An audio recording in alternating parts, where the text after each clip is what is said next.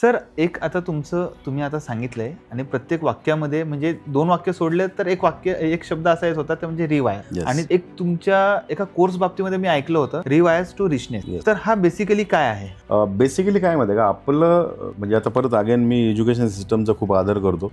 लिहिता वाचता येण्यासाठी एज्युकेशन गरजेचं आहे. पण जे एज्युकेशन आपल्याला ॲक्च्युली लाईफमध्ये पुढं कामाला येणार ते आपल्याकडे कुठंच शिकवलं जात नाही. आणि ते एज्युकेशन म्हणजे आपल्या सबकॉन्शियस माइंडचं काम नेमकं कसं चालतं.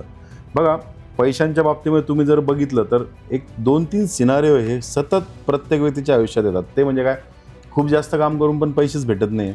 दुसरी गोष्ट, पैसे भेटले तर ते पैसे भेटण्याच्या अगोदर त्याच्या खर्चाचे रिझन्स तुमच्याकडे तयार असतात. सो हे सिनारिओ साधारणतः पैशांच्या बाबतीमध्ये एखाद्या व्यक्तीच्या आयुष्यामध्ये आवश्यक असतात. रिवायर या गोष्टीला किंवा या कॉन्सेप्टला नाव देण्याचं रिझन काय माहिती आहे का, की आपल्या आयुष्यामधली प्रत्येक गोष्ट आपल्या विचारातून निर्माण होती. ओके, सो हा जर तुमचा दृष्टिकोन बदलायचा असेल तर त्यासाठी ब्रेनची रिवायरिंग गरजेची आहे. पैशांच्या बाबतीतले तुमचे जुने अनुभव मिटवून टाकणं गरजेचं आहे. आणि जोपर्यंत तुम्ही ते करत नाही, वारंवार तुम्हाला त्याच प्रकारचे इन्सिडेंट्स फेस करावे लागतील.